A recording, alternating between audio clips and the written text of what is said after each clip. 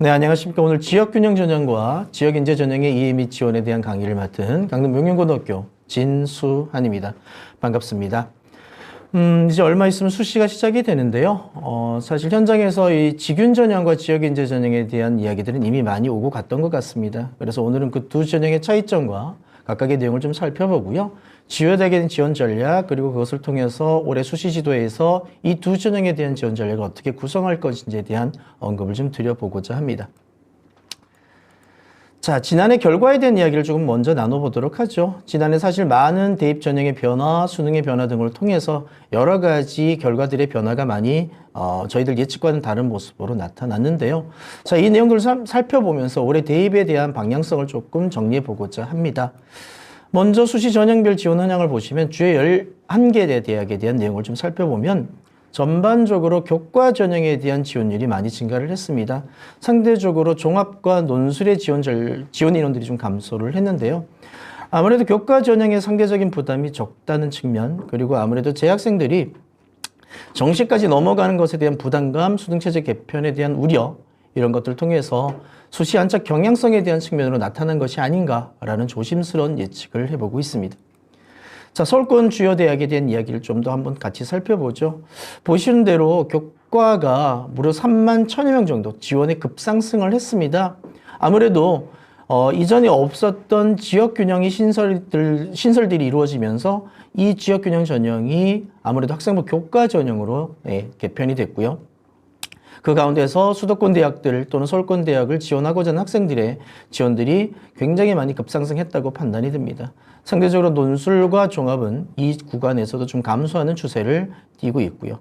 특히 좀 살펴봐야 될 것들이 2등급 초반에서 2등급 중반 그리고 2등급 후반까지 등급대별의 지원 경향의 변화가 좀 뚜렷해졌습니다. 무슨 말씀을 드리는 거냐면 사실 서울권 주요 대학은 이전에 교과 전형보다는 학생들이 물론 교과 전형을 안 쓴 건 아닙니다만 상대적으로 이 등급대 구간 학생들은 상이한 지원 전력으로 서류를 통한 종합 전형에 대한 추세들이 좀 강했던 것이 사실입니다.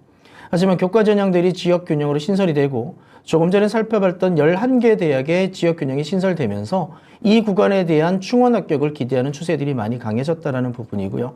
상대적으로 2등급 중반대 그리고 2등급 후반대 학생들이 이렇게 교과 전형으로 빠져나간 구간을 밑에서 채워 올리면서 종합 지원으로 가는 추세들이 조금 더 다양해졌다라는 말씀을 드릴 수가 있습니다. 자, 지방 거점국립대에 대한 이야기입니다.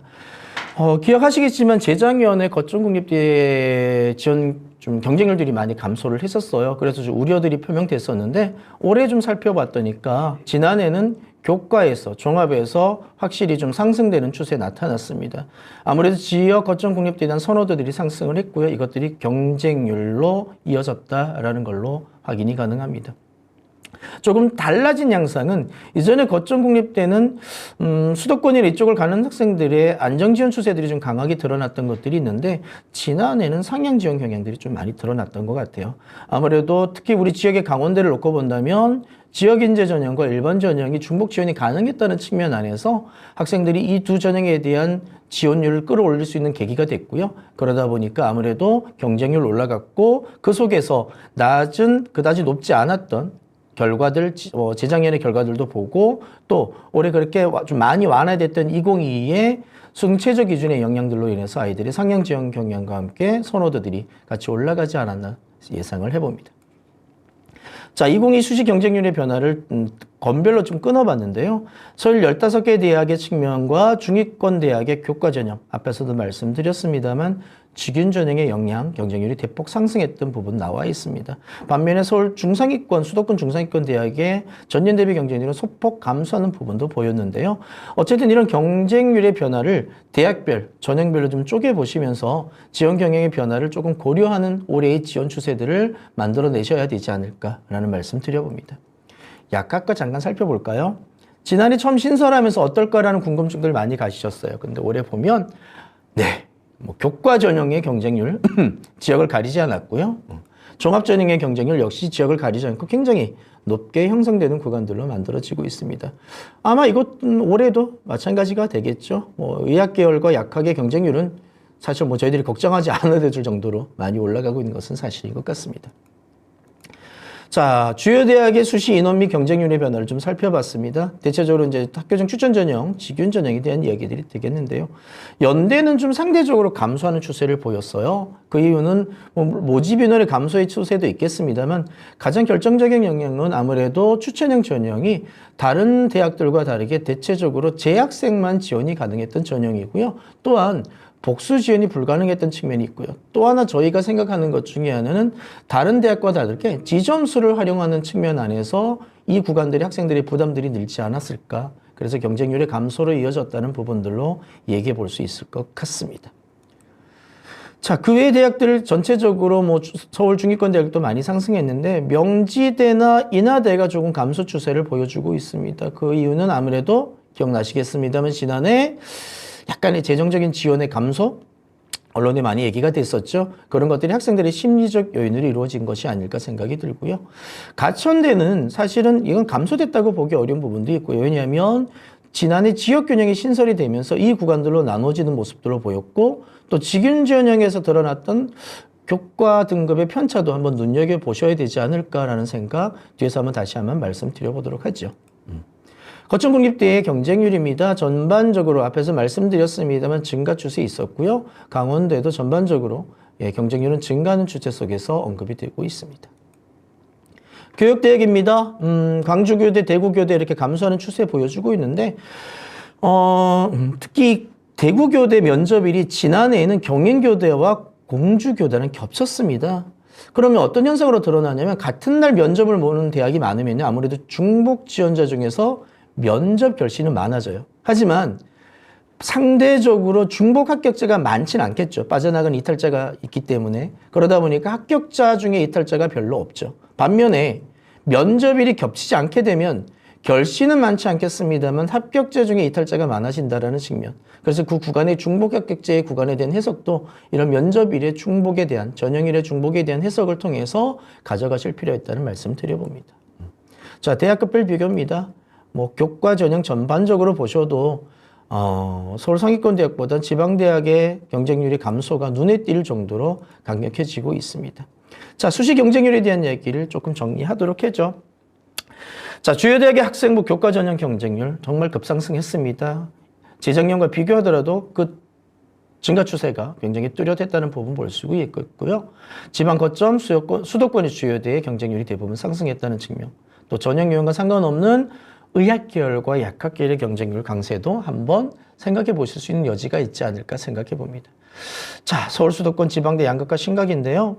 걱정이 좀 많습니다. 우리 강원 지역의 이 경쟁률도 좀 많이 감소하고 있는 측면에서 어쨌든 지역대학이 살아남는 부분들은 우리 강원 지역 학생들의 어떤 선택지에서도 영향을 끼치기 때문에 이 부분에 대한 내용은 조금 저희들이 고민해야 되지 않을까라는 생각해 보고 있습니다.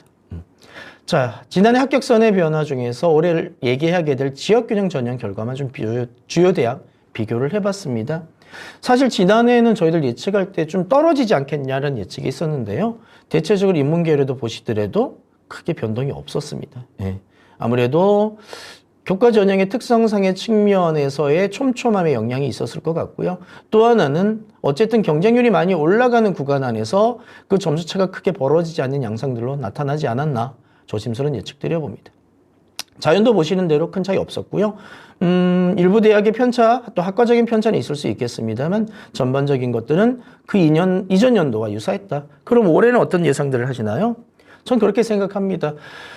작년에 저희들한테는 간음자가 없었죠. 대부분 대학이. 그래도 올해 간음자가 생겼습니다. 결과가 공개가 됐으니까요. 아마 학생들 그런 부분들을 감안하게 될 거고요. 물론 뭐 경쟁률의 급격한 변동을 얘기할 수는 없겠습니다만 학생들의 조심스러운 예측, 조심스러운 접근들이 필요하다고 생각이 들기 때문에 이것들이 경쟁률과 마지막 최종 결과에 영향을 끼칠 수 있다라는 측면은 틀림없이 고려해야 될 사항이 아닐까 생각해 봅니다. 자, 그래서 좀 결론을 말씀드리면 직윤 전형에 대한 얘기를 조금 말씀드려 볼게요. 지난해 예상과 다르게 합격 가능성의 증가에 대한 얘기를 저희들이 좀 많이 드렸었거든요. 근데 실제적으로 경쟁률이 급상승했고요. 특히 이 최저에 대한 부분 때는 수능 우수자 학생들이 좀 지원을 하면서 수능 최저의 충족률이 굉장히 올라갔던 측면이 있었고 그러다 보니까 입결이 그렇게 생각보다 하락되지 않았던 것들 한번 말씀드려 봅니다. 그래서 올해 저희 상담 프로그램, 우리 또 감자밥 프로그램에 공개되어 있는 자료들과 함께 대학에 공개된 자료들을 통해서 올해 직윤 전형의 기본적인 방향성을 예측할 필요가 있지 않을까 조심스러운 말씀 드려봅니다. 교과 전형의 결과를 좀 전체적으로 비교해 봤는데 앞에 들과 크게 다르지 않습니다. 대학에서 공개했던 자료들로 보시더라도 좀 학과적인 편차 안에서 내용들은 달라질 수 있습니다만 요 구간들을 좀 보실 필요가 있어요. 올해와 내년의 변화 양상 그리고 지난해의 변화 양상까지 좀 보면서 한번 생각을 했으면 좋겠습니다. 자, 몇 개 대학 조금만 잘라봤습니다. 인문인데요. 선발 방법과 함께 70% 컷에 대한 점수를 좀 비교해 보세요. 우리가 생각하기에 한양대의 부분들을 생각해 보면 연대, 고대와의 결과치의 비교 예상을 좀 다르게 봐야 되지 않을까 생각을 하실 텐데 고대나 연대, 한양대의 선발 방법의 차이죠, 결국은. 예, 그리고 수능 최저의 기준의 차이로 인해서 실제적으로 본다면 고대 하위 5개 대학의 학과 점수를 보시면 한양대보다도 굉장히 낮게 형성되는 모습까지 보여줬었고요.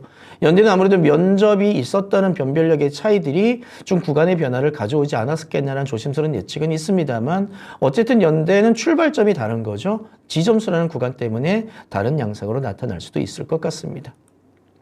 자연 유사한 양상으로 좀 나타났고요.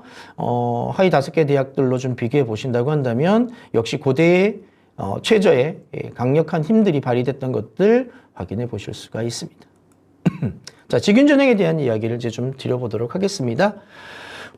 직윤 전형이 도입된 건 재작년입니다. 지역균형 선발에 수도권 대상 10% 이상 선발하면 좋겠어라는 교과 성적, 학생부 교과 전형에 대한 공고가 발표가 됐죠.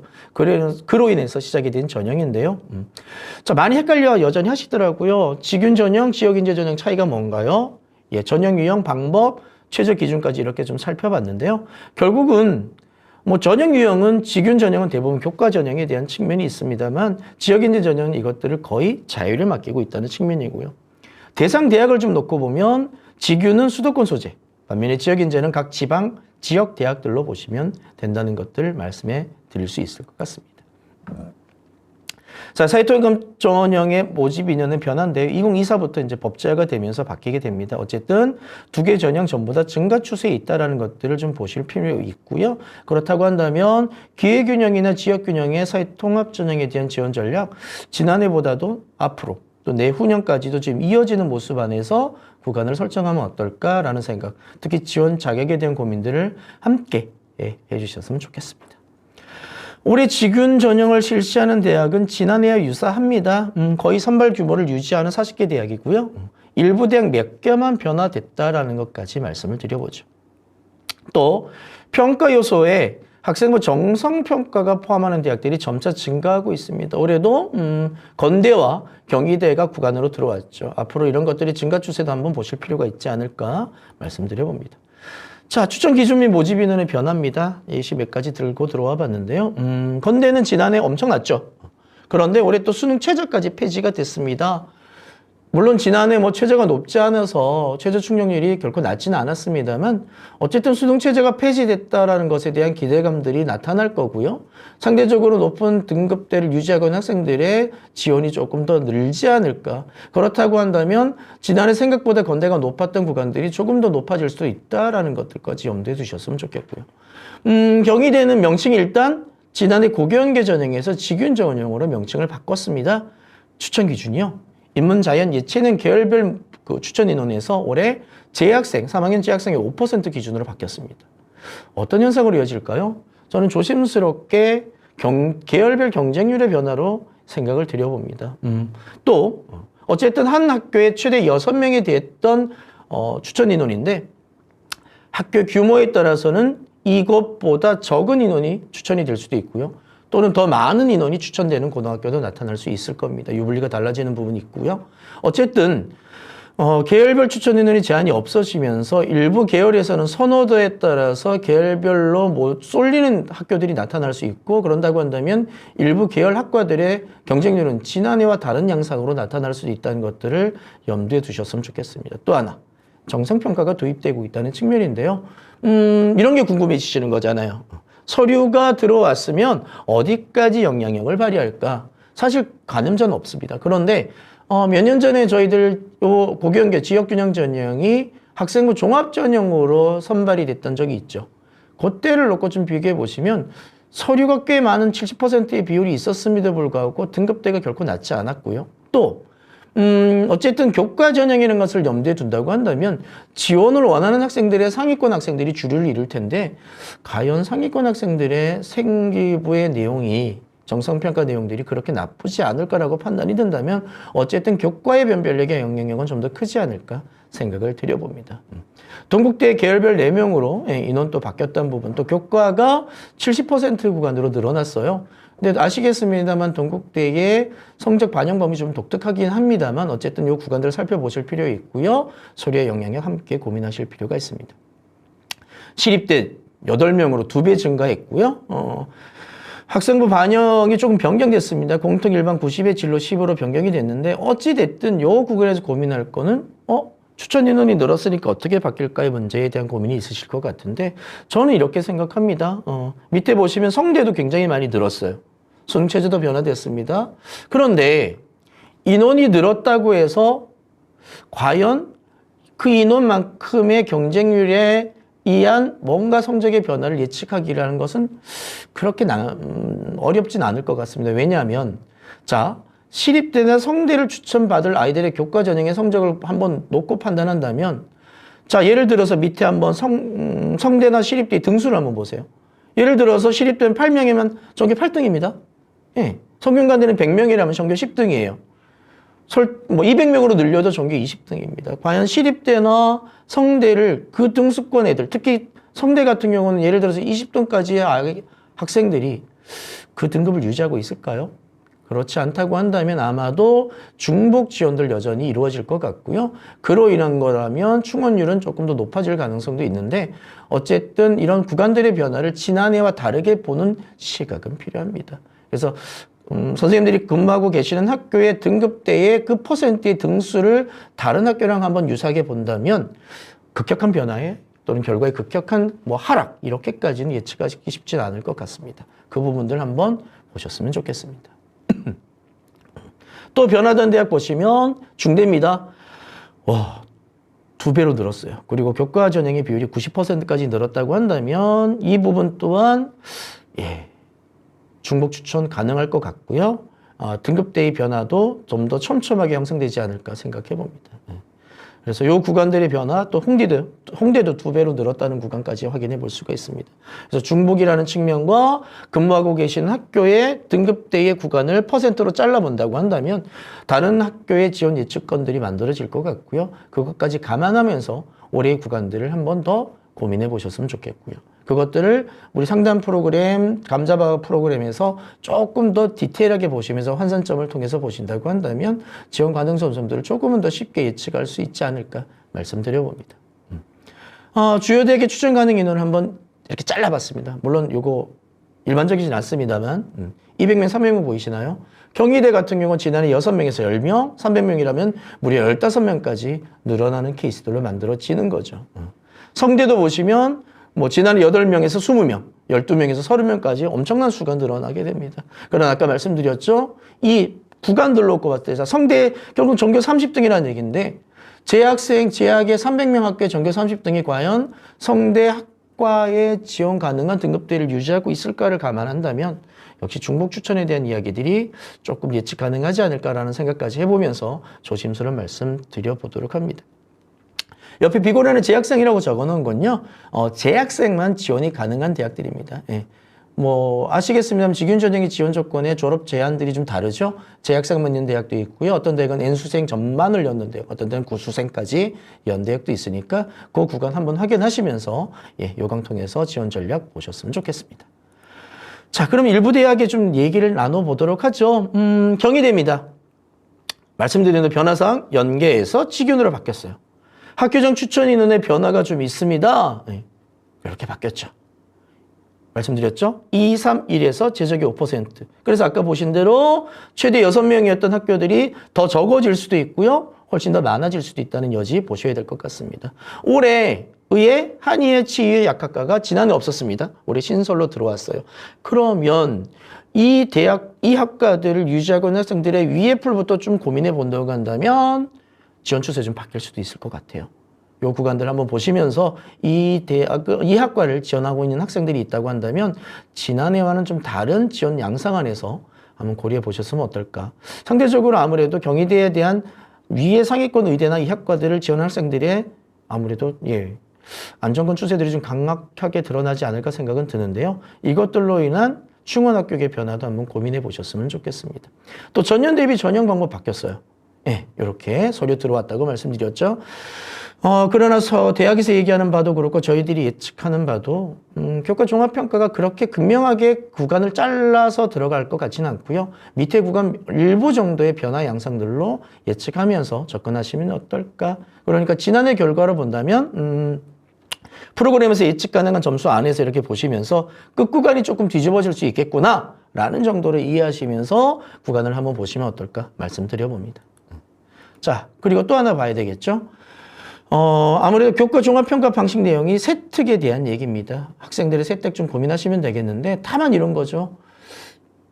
직윤 전형, 교과 전형. 교과 전형이 좋은 등급의 학생이 지원이 이루어진다고 한다면 각 고등학교 현장에서 그 등급대를 유지하고 있는 1등급, 2등급 대 학생들의 세특이 그렇게 나쁘지 않다고 한다면 변별력에서 아주 많이 벌어질 것 같지는 않다라는 것. 자, 그러나 어쨌든 서류가 들어왔기 때문에 전년 대비 입결이 조금 낮아질 수 있는 경향성은 있으나 그것만으로 판단할 수 없는 구간들이 있기 때문에 전년의 결과는 참고점으로 보시면서 구간 얘기했으면 좋겠습니다. 경쟁률 보면서 신설된 의학계열 지원 여부 좀 보셨으면 좋겠어요.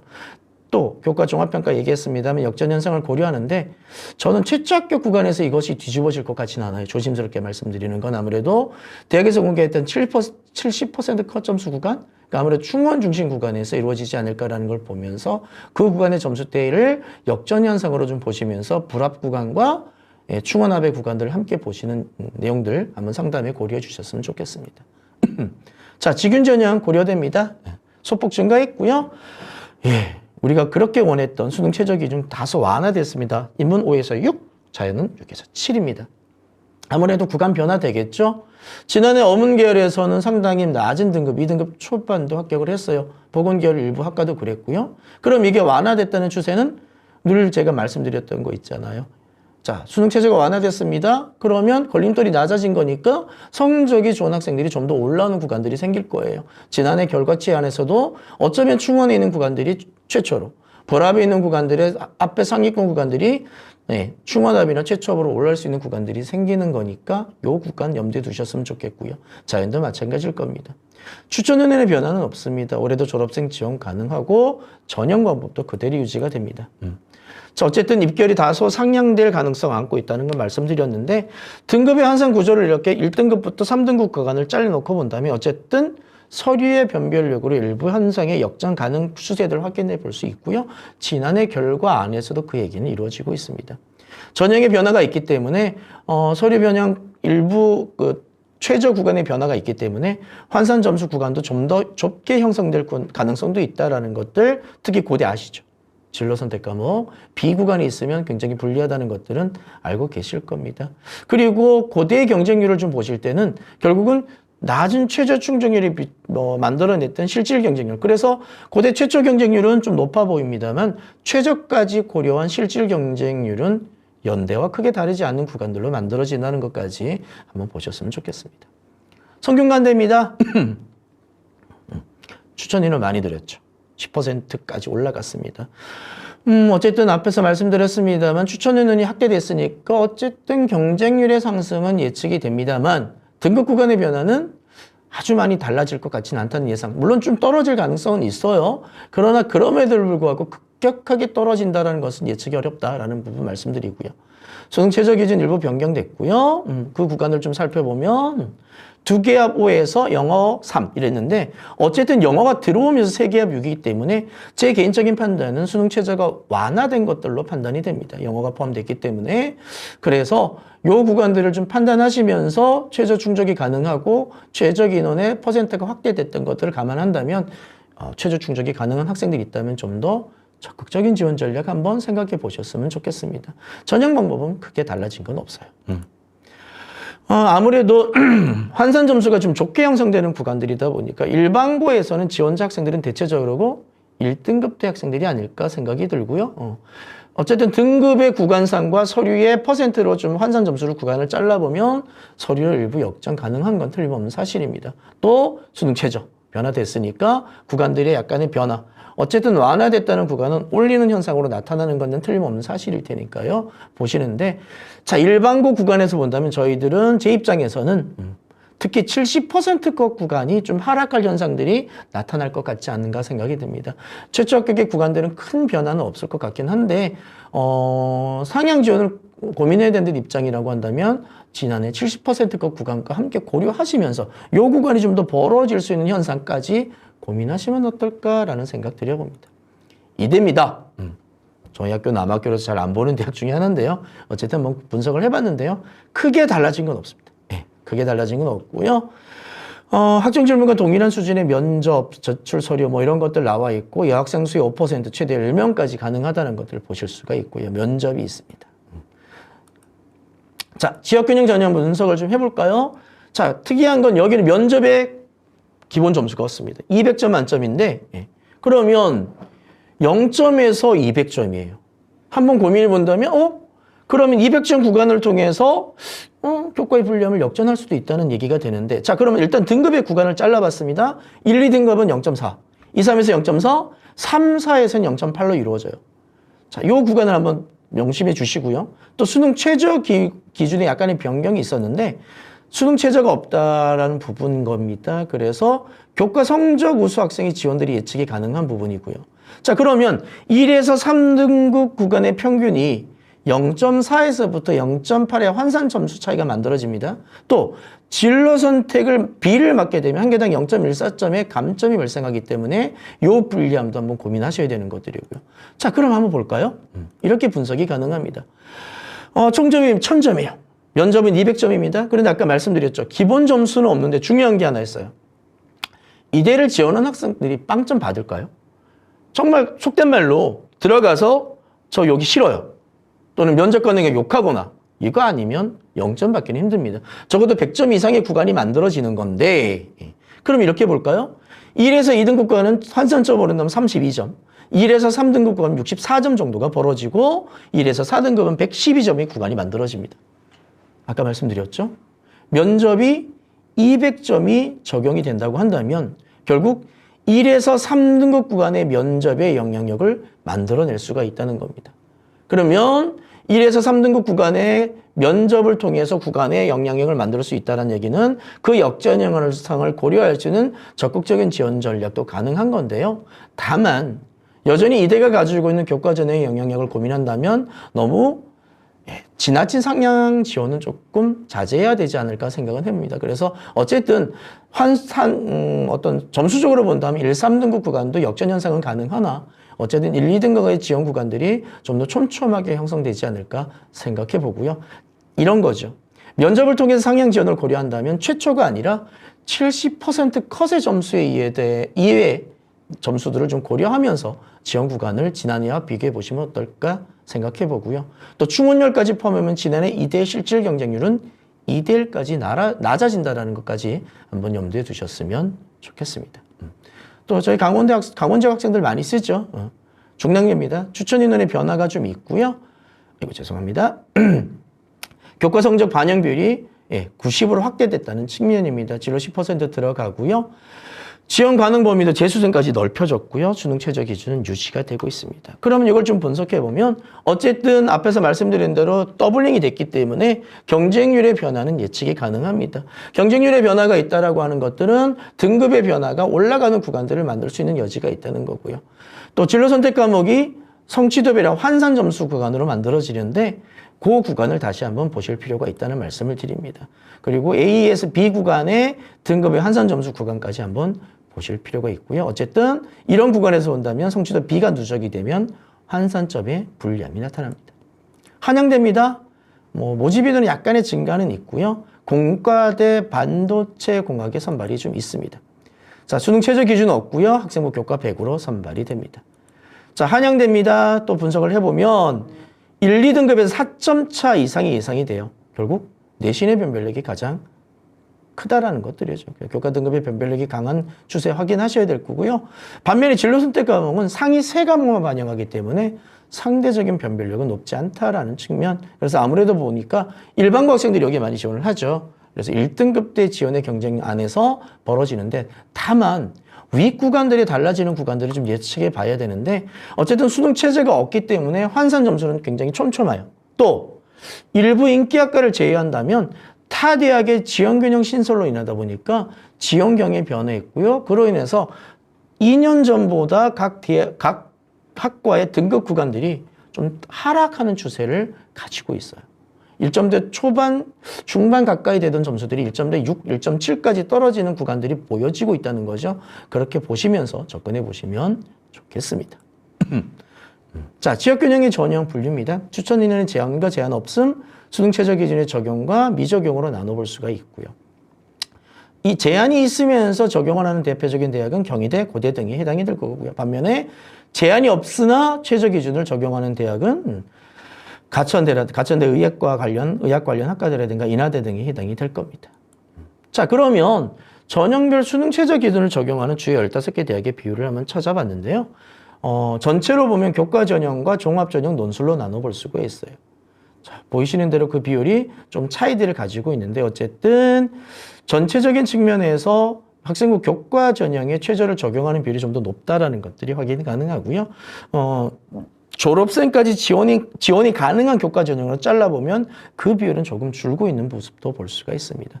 그래서 수능 최저 기준에 대한 변별력과 실제로 늘 제가 선생님들께 말씀드리는 것들이 경쟁률을 최초 경쟁률로만 판단할 것이 아니라 수능 최저 충족률에 따른 실질 경쟁률을 좀 보실 필요가 있고요. 여기에 플러스 하나 더 본다면 아무래도 충원합격까지 고려한 실질 합격률까지도 언급하셔야 되지 않을까 생각이 듭니다. 자, 주요 균형 수능 최저 기준을 좀 쪼개봤는데요. 주요 대학 최저 기준은 미적용과 적용으로 나눠봤을 때 주요 대학은요 34.9%로 그렇게 높지는 않습니다. 적용 대학들을 보실 수 있고요. 미적용 대학들도 확인해 보실 수가 있을 겁니다. 자, 최저 기준 졸업생으로 한번 쪼개봤는데요. 최저 기준이 있는 졸업생이 지원은 가능한 지역 균형 전형입니다. 위는 이제 오른쪽으로 올라갈수록 최저 기준이 높아지는 대학들이고요. 아무래도 졸업생이 있다고 한다면 제자 중에 선생님 저 상담 좀 해주세요 한다면 이런 구간도 한번 설명하시면서 지원 전략을 말씀 주셨으면 좋겠고요. 특히 앞에서 언급드렸죠. 중앙대 올해 좀 바뀌었습니다. 지원 제약이 졸업생까지 포함되고 있는 것, 지난해는 달라졌다는 것까지 염두에 두시면서 한번 상담 진행하시면 어떨까라는 말씀 드려봅니다. 자, 늘 이제 이런 거죠. 그럼 수능이 도대체 얼마나 영향을 끼칠까? 정시는 언급할 거 없는데 수시까지 한번 생각해 보자는 거죠. 한번 간호학과를 잘라서 얘기해 본다면 보이시나요? 수능 반영과 미반영으로 쪼갰을 때 서울권에서는 수능은 73%대, 수도권 53%, 거천국립대는 82%까지 늘어납니다. 아무래도 서울권과 지거국의 수시 정시의 수능 반영률이 높다라는 것들. 그럼 거꾸로 얘기한다면 우리 학생들에게 있어서는 물론 교과 관리, 내신 관리 필요합니다만 앞으로도 수능 준비의 병행은 길게 호흡을 놓고 본다면 반드시 필요하다는 것들 염두에 두셔야 될 것 같습니다. 자, 직윤의 전형 선발 방법 크게 쪼개봤는데요. 교과 100부터 교과 정성평가까지 들어가는 대학들입니다. 출결, 서류, 면접도 일부 반영되고 있습니다. 그럼 정성평가를 쪼개봤는데 건대는 교과활동 중심, 경희대는 학습 발달 상황, 고대는 학업 영역을 제외한 종합전형 등의 평가 방식이 있습니다. 이런 구간들도 확인하시면서 지도하고 계신 학생이 이 정성평가 방법이 어느 쪽에 유리한가를 좀 변별력을 따져보시면서 학생들과의 상담 구간 만들어내시면 어떨까 말씀드려보죠. 직윤 전형과 경쟁률을 한번 살펴봤습니다. 건대는 아무래도 지난해 추천에 제한이 없다 보니까 굉장히 많이 올라가는 구간들로 나타났고요. 다른 대학들도 어쨌든 경쟁률이 낮지는 않았다는 것들 확인해 볼 수 있습니다. 전반적인 경쟁률은 굉장히 올라갔다는 걸 대폭 상승한 구간 확인해 보시는 게 될 거고요. 종합전형까지 한번 얘기를 해보면요. 예년적으로 보면 보통 종합의 경쟁률이 교과보다 높았어요. 그런데 지난해 건대를 필두로 해서 조금 바뀌었습니다. 그래서 지원의 유불리 생각해야 될 것 같고요.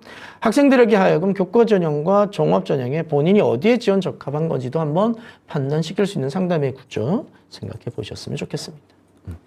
대학 발표 결과를 한번 잘라봤는데요. 어쨌든 지난해 예측에서는 좀 떨어질 것 같아 라는 얘기가 오고 가다 보니까 지원 등급들은 좀 하락됐다고 해요. 지원자의 등급은 전반적으로 좀 떨어졌는데 실제 합격선은 오히려 올라가는 구간들이 많아졌다. 그래서 올해 발표된 결과를 보더라도 달라요. 저희가 예측한 거 좀 많이 다릅니다. 대학에서 결과 발표됐습니다. 보시면서 올해의 변화 양상 같이 맞물려서 이제 아이들이 가늠자를 주셔야 될 것 같다는 것들. 그러다 보니까 가늠자가 만들어진 건 아이들이 지원에 있어 좀 심리적인 저점을 만들어내는 거니까 함께 고민해 주셨으면 좋겠습니다. 자, 지난해 한양대를 한번 살펴봤는데요. 교과 전형일 때와 직윤 전형일 때를 한번 구간을 잘라서 봤습니다. 아무래도 등급대의 변화와 합격률의 변화 좀 표를 병해서도 확인해 보실 수 있을 것 같아요.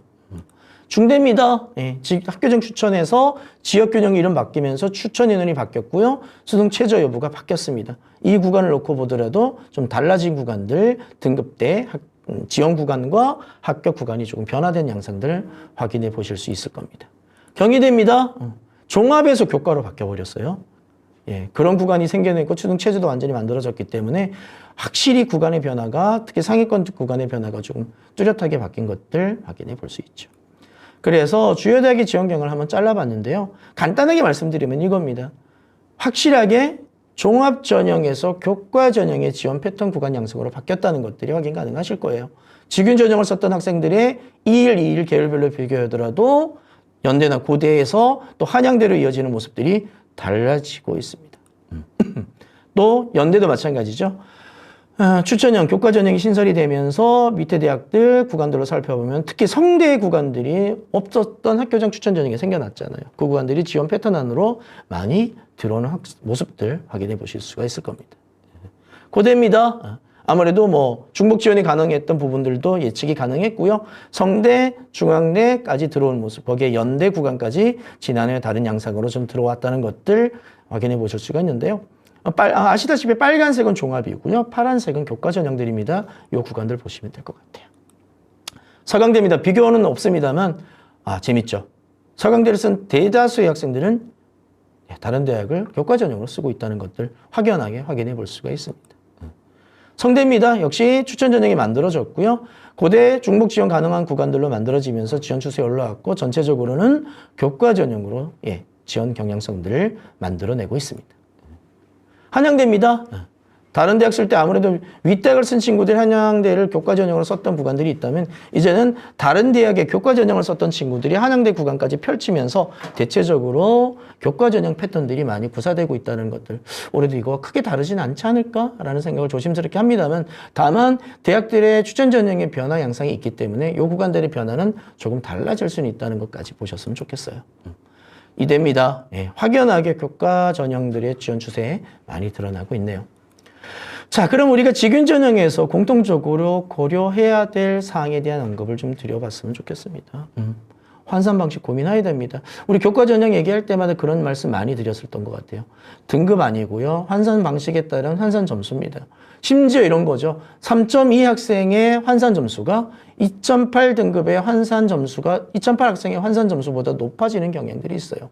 외대 같은 경우는 원점수와 등급 구간이 서로 다르게 편차가 만들어지는 경우 원점수가 높다면 등급을 같은 등급인데도 제격은 올라가는 구간도 만들어지기 때문에 특히 외대 구간 올해 수학하고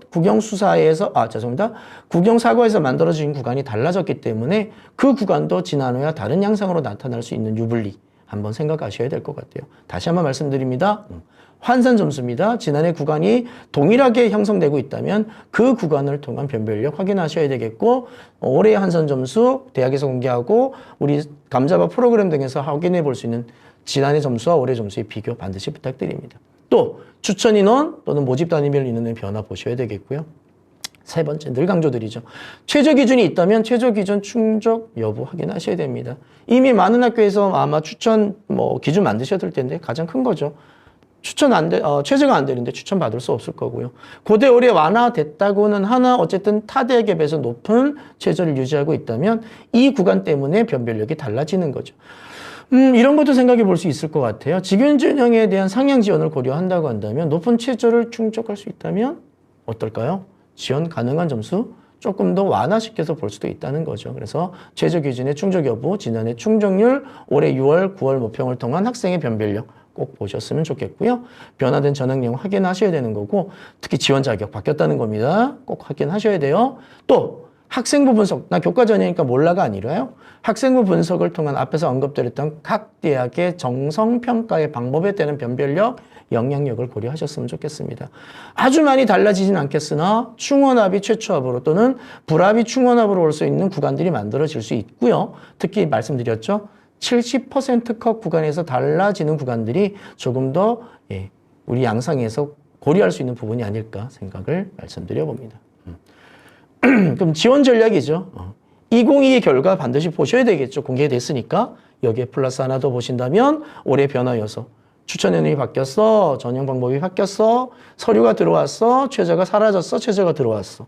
이런 것들 동안 함께 보셔야 될 거고요. 교과평가나 서류평가 요소가 어떻게 작용될지에 대한 부분을 종합전형과 맞물려서 함께 고민하시면 좋겠다는 말씀 드려봅니다. 또 수능 최저 기준의 충족 여부를 고려하면서 이것을 통한 안전지원 전략도 필요합니다만 상향 지원 전략 안에서도 유의미한 최저 기준의 충족 여부 생각하셨으면 좋겠고요. 일부 대학에서는 진로 선택 과목에 따라서 뒤집어지는 경우가 있을 수 있습니다. 유불리 달라질 수 있어요. 이 구간 어떻게 반영되는지. 예를 들어서 아까 말씀드렸잖아요. 상위 3과목만 반영해 이러면 진로 선택 과목의 반영은 그렇게 영향력이 강하지 않습니다만 고대나 서강대 같은 반영 비율이라고 한다면 얼마든지 유불리가 달라질 수 있다는 구간까지도 보셨으면 좋겠고요. 물론 직윤 전형과 함께 얘기하긴 그렇습니다만 지역인재, 우리 지방학생들은 지역인재 전형 또한 함께 고려하면 어떨까라는 말씀 드려봅니다. 자, 그럼 지역균형이 아닌 교과 전형을 한번 살펴보면요. 가천대도 있고요. 우리 학생들이 많이 가는 인천대, 한국항공대, 명지대 등에도 존재를 합니다. 그 경쟁률을 좀 비교해 봤습니다. 그랬더니까 아무래도 직윤 전형은 추천 전형이라는 한계점을 갖고 있잖아요. 그러다 보니까 아무래도 일반 교과 전형의 죄송합니다. 경쟁률이 좀 높게 형성되는 구간들로 나타났습니다. 그걸 조금 비교해 보면 가천대는 직윤과 학생부 우수자로 나눠볼 수 있는데요. 직윤은 보이는 대로 단계별 전형에 면접이 있습니다. 올해 좀 바뀌죠. 교과 전형보다는 면접이 비율이 좀 올라가는 구간인데 혹시 상담하시면서 우리 가천대 지역균형 전형의 결과 보시는지 모르겠습니다만 과별 편차는 있더라도 굉장히 낮게 형성됐어요. 올해 어떻게 달라질지는 모르겠습니다만 아무래도 그 결과가 나타났기 때문에 학생들의 조금 심리적인 요인으로 경쟁률이 올라갈 수 있는 여진이 있습니다. 반면에 면접이 좀 강화됐다는 측면에 아이들의 심리적인 제한 요소도 있긴 합니다만 이 구간들 잘 보셨으면 좋겠습니다. 덕성여대입니다. 방식이 좀 달라요. 둘 다 교과 100인데 고교 추천 방식은 국영수사가, 학생부 100은 상위 4과목입니다. 그러다 보니까 지원 전략이 완전히 다르다는 거죠. 또 수능 체제가 있고 없고의 차이가 있기 때문에 지원 구간과 합격 구간이 전혀 다른 양상으로 나타날 수도 있고요. 실제 대학이 발표한 결과나 우리 상담 프로그램, 감자법 프로그램에 나와 있는 결과도 좀 많이 다릅니다. 그래서 지원하고자 하는 학생이 어느 구간에 더 유리한가를 판단해 주시고 거기에 맞는 적절한 지원 전략 만들어 주셔야 될 것 같습니다. 명지대는 면접에 있고 없금이죠. 교과 면접이 있고요. 학기정 추천은 면접이 없습니다. 둘 다 수능 체제는 없습니다만 면접의 변별력에 의한 것들이 구간의 변화와 합격률의 변화를 가져오고 있는 측면도 함께 생각해 주시면 어떨까라는 말씀 드려봅니다. 자, 이제 마지막으로 지역인재 전형 얘기 좀 해보죠. 아까 말씀드렸죠. 직유는 수도권이든 우리 강원도 학생이든 다 지원 가능해요. 근데 우리 지역인재 전형 안에는 우리 강원도 학생만 지원 가능합니다. 그것도 고등학교 입학해서 졸업까지 했던 학생들까지만 가능하죠. 그래서 우리 강원대 같은 경우 지역인재 끝나면 학교로 공문 옵니다. 합격 학생들 졸업했나요? 라는 공문까지 오는 거니까 이 부분들 오류가 없도록 잘 확인해 주시면 됩니다. 지역인재 전형의 전형 유형의 선발 비율을 보면 압도적으로 교과 전형 높아요. 그리고 종합 전형도 비율을 가지고 있긴 합니다만 어쨌든 우리 지역인재 전형을 고민하는 학생들은 교과 전형의 비율이 높다는 것들을 한번 고려를 해야 될 것 같습니다. 자, 지역인재 전형의 주요 특징 중에 하나가 점점점 증가하고 있고요. 내년도까지 보더라도 6.9%까지 증가하고 있기 때문에 또 학교 수도 늘고 있죠. 이런 부분들 고려하시면서 선발 규모가 는다는 것들은 우리 지역 학생들 입장에서는 한번 또 하나 아이템이 되겠구나 생각을 합니다만 안타깝게도 우리 강원 지역은 조금씩 줄고 있어요. 이 구간도 한번 생각해 보시면 어떨까 생각해 봅니다. 바뀌었죠? 지역인재 전형에서 의치 안약 간호의 비율들이 작년까지는 공고였어요. 그런데 바뀌었습니다. 의무사항으로 바뀌었고요. 그 비율이 좀 늘었는데 간호는 그대로 갔고요. 우리 지역 같은 경우. 반면에 의치 안약은 20%로 약간의 증대가 있었습니다. 그래서 선생님들 한번 재밌어요. 2023 시행계획으로 발표했던 의치 안약의 비율과 실제 요강으로 발표됐던 비율을 보면 조금 바뀌어 있을 겁니다. 아무래도 의무 비율을 맞추려고 했던 구간들인데 다만 이건 지역 인재만으로 뽑지 않아도 됩니다. 입학 비율이에요. 즉 일반 전형에서 우리 강원 지역 학생들이 비율을 확인할 수 있다고 한다면 지역 인재 비율은 그대로 유지를 해도 상관없습니다만 의치 안약에 우리 지역 인재 아닌 학생들이 입학하는 비율을 생각해 본다면 우리 지역 대학들은 그 비율을 지역 인재에서 맞추려고 하는 가능성들로 생각해 볼 수 있을 것 같습니다. 전국적으로 보면 지역 인재 전형이 확대되고 있는데요. 우리 강원도만 좀 줄어요. 보이시죠? 2023에 지난해보다 교과 전형에서 일부 좀 줄었고요. 경북대나 뭐 다른 지역에서 종합에서 좀 증가 추세로 가지고 있는 것들 확인해 볼 수가 있습니다. 자, 분야별로 보면 전국은요. 어쨌든 퍼센트가 높진 않습니다만 2024까지 보면 의대 62명, 한의대 13명 등 일부 증가 추세를 가지고 있어요. 그럼 우리 강원 지역으로 한번 쪼개볼까요? 의학 계열로 의대, 한의대, 치대, 약대로 나눠보면 의대는 조금 증가합니다. 치대도 일부 증가를 해요. 반면에 한의대나 약대 쪽에서는 거의 그대로 유지가 되고 있다는 것 내년까지 이어집니다. 의학입니다. 빨리 넘어갔네요. 죄송합니다. 자, 일반과 지역 인재로 나눠서 이렇게 비교를 해보면 강원대는 교과 전형만 15명을 선발하고 있고요. 한림대는 종합에서 카톨릭 관동대학교는 교과 전형에서만 선발합니다. 연대 미래는 종합에서 좀 다른 양상을 띠고 있죠. 4개의 대학에 대한 지원 전략을 동시에 가지고 있는 친구라고 한다면 좀 다른 경향성을 고민해야 되지 않을까라는 생각 드려봅니다. 자, 치대는 뭐 강릉원제대 하나밖에 없어요. 종합과 교과. 사실 교과 원래 없었죠. 해람 전형에만 있었던 교과 전형이 지역 인재로 2명이 들어왔습니다. 상지대 종합에서 선발하고 있고요. 강원대 약학은 교과 전형에서만 학생들을 지역 인재로 선발을 합니다. 자, 지난해 그래서 지역 인재 전형과 학생부 교과 전형을 강원대로 놓고 한번 춘천 캠퍼스만 제가 한번 비교를 해봤더니까요. 대학에서 공개한 결과를 같이 한번 정리를 해본 겁니다. 모집 인원의 비율 보시고요. 경쟁률은 일반 학생의 비율이 좀 더 높았어요. 아무래도 지역 인재 학생의 수가 적기 때문에 그럴 겁니다. 그런데 한 가지 염두에 두셔야 될 게 이거죠. 일반 학생이 지난해에는 우리 지역 인재 학생들이 중복 지원이 계속 가능했기 때문에 여기에는 우리 지역 학생들도 들어가 있습니다. 그러면 지역 인재 학생들이 빠진 경쟁률로 놓고 본다면 그렇게 큰 편차가 벌어지지 않을 수도 있어요. 거꾸로 얘기한다면 우리 지역 인재 강원 지역 학생들은 감사한 거죠. 더블링 할 수 있다는 부분들이 되는 거니까. 자, 충원 인원 보세요. 일반 학생 363명, 지역 인재 193명입니다. 근데 여기서 또 고민되는 건 이거죠. 363명 안에 틀림없이 일반 학생도 합격하고 지역 인재도 붙은 학생들이 지역 인재로 옮겨가거나 지역 인재 학생들이 일반 학생으로 옮겨가면서 충원된 인원도 있을 겁니다. 그러면 그건 충원의 허수가 될 수도 있어요. 그 구간 내에서 움직이는 것 때문에. 어쨌든 그런 구간 좀 보셨으면 좋겠고요. 충원율 뭐 나와 있습니다만 늘 강조드리잖아요. 충원율 말고요. 충원 인원 보셔야 됩니다. 충원율이 가지고 있는 함정. 자, 3명 모집이라고 쳐요. 6명 충원합니다. 200%입니다. 얼마 안 되는 인원이 비율로 높아 보이죠. 보셔야 되겠고요. 최저 충족 인원 보셨으면 좋겠습니다. 최저 충족률 일반 학생보다는 아무래도 지역 인재 전형이 높아요. 이유는 지역 인재 전형의 최저가 조금 낮게 형성되는 구간들이 있었을 겁니다. 평균 등급의 편차 보이고요. 최대 등급의 편차 보이실 겁니다. 그래서 비교해 보면 어쨌든 일반 자연 다 그런 양상인데요. 인문이나 자연 전형별 전체 경쟁률은 전년보다 올라갔어요. 그런데 일반 전형의 최저 충족률은 그 전년보다 감소했고 지역 인재 전형은 증가했죠. 상대적으로 평균 등급이나 최하 등급은 전체적으로 떨어지는 구간으로 만들어졌는데요. 이건 아무래도 학생 수의 감소라든가 가지고 있는 학생들의 등급 안에서의 각 학교가 가지고 있는 학생 수의 유불리 또는 선택 학생 수의 이수한 학생 수의 유불리 이런 것까지도 감안해야 되지 않을까 생각을 드려봅니다. 그래서 표로 좀 비교를 해봤는데요. 뭐 학과별 편차는 조금 있습니다. 우리 약학과 의예라면 좀 쪼개보시면요. 확실히 의예가 지역인재 전형의 평균 등급과 최하 등급까지 쪼개봐도요. 지역인재 전형의 등급 비율이 훨씬 더 낮습니다. 등급들이. 그러니까 아무래도 두 개 전형 다 지원 가능하다곤 하나 어쨌든 지역인 전형의 유불리가 있으니까 학생들 그 구간까지 염두에 두시면서 지원 전략 구성 만들어 내셨으면 좋겠습니다. 자, 그런 게 특별 전형입니다.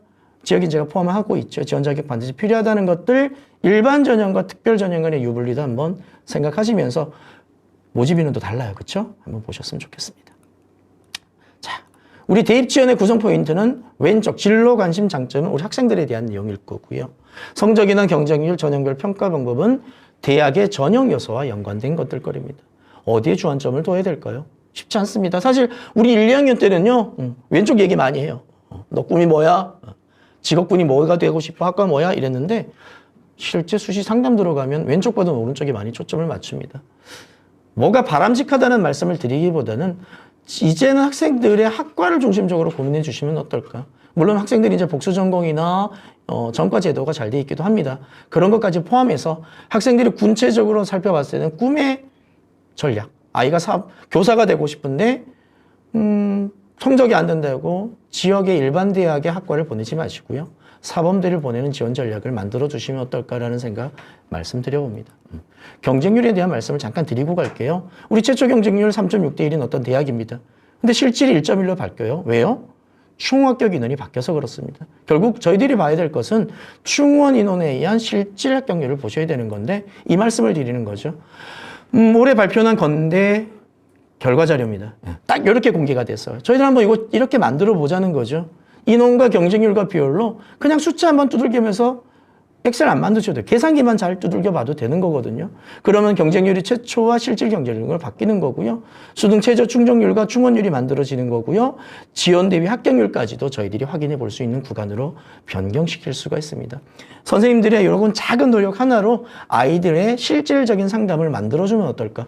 그리고 이걸 비교를 통해서 우리에게 공개된 감자바 프로그램들의 내용을 통해서 한번 학생들에게 좀 더 디테일한 상담을 만들어 주실 수 있다고 한다면 아이들에게 좀 더 나은 실질적인 지원 전략 얘기할 수 있을 거라고 판단이 듭니다. 자, 대학 입시 많이 복잡하다고 얘기합니다. 맨날 이런 얘기하죠. 어떻게 대비해? 아마 오늘 하시는 연수들도 대비에 대한 고민 때문에 만드는 연수고 듣고 계실 거라고 생각합니다. 이거죠. 학생의 현재입니다. 갈 수 있는 대학과 가고 싶은 대학의 이 갭, 간극을 어떻게 줄일 것인가의 지원 전략입니다. 뭐 수능이 될 수도 있고요. 수능 최저가 될 수도 있고요. 논술도 또는 종합의 서류가 될 수도 있고요. 면접이 될 수도 있습니다. 가장 중요한 건 이 차이에 대한 학생에게 적합한 내용을 찾아내고 그 구간을 만들어주고 그 구간을 통해서 상담을 통해서 학생들에게 제시해 줄 수 있는 우리의 역량들을 키워야 되지 않을까. 그런 정보들을 저희들이 만들어내야 되지 않을까 생각해 봅니다. 자, 늘 지속적이고 체계적인 상담 필요하다고 생각합니다. 명심하셨으면 좋겠습니다. 사교육 아니고요. 선생님들이 바로 전문가입니다. 아이에 대한, 상담에 대한, 결과에 대한, 선생님에 대한 자부심을 가지고 아이들과 적극적인 상담 만들어내 주셨으면 좋겠습니다. 교과라면 종합이라면 어떤 것들을 설정하고 준비해야 될지에 대한 고민들을 좀 했으면 좋겠습니다. 이제 얼마 안 남은 수능 계속 끝까지 좀 갈 수 있게끔 지도해 주시고요. 특히 영어 공부 많이 시키라고 제가 늘 강조드리는데요. 최저를 준비하고 있던 학생이든 아니면 정시를 준비하는 학생이든 마지막까지 수능은 놓지 않고 갔으면 좋겠다는 말씀 드려봅니다. 결국 목표 대학의 설정 늘 강조드리죠. 수시든 정시든 수능에 대한 내용을 염두에 둬야 되겠고요. 얼마 남지 않은 9월 모평까지 아이들이 자신의 목표를 가지고 최선을 다할 수 있도록 만들어 주시면 좋겠습니다. 자, 얼마 남지 않은 기간입니다. 선생님들의 최선 힘드시죠? 요즘 코로나도 많이 확대됩니다. 저도 많이 힘든데요. 그래도 저희들 노력해서 선생님들과 저희들의 노력이 학생들의 좋은 결과로 이어질 거라고 저는 늘 확신합니다. 여름 마무리 잘 하시고요. 개학을 하신 학교도 있고 저희 학교 이제 내일 모레 개학을 하는데 조금 더 힘내시고 최선 다하셔서 각 학교에 그리고 우리 강원 지역에 좋은 결과 있기를 기대하고 기원하겠습니다. 오늘 강의 이걸로 마무리하겠습니다. 감사합니다.